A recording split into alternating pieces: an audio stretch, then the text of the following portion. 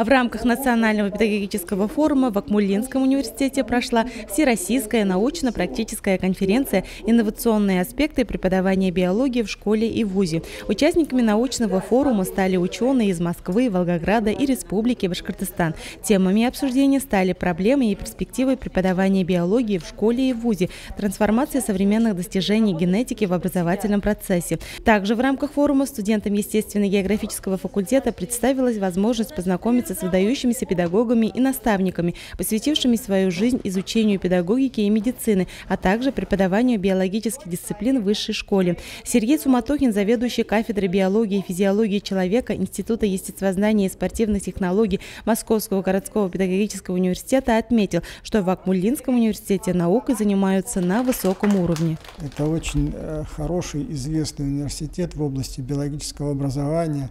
Здесь работают авторы и школьных учебников, и биологии, и экологии, разработчики современного контента. Здесь солидная научная школа, богатые традиции, поэтому более 20 лет лично я сотрудничаю с коллегами из этого университета.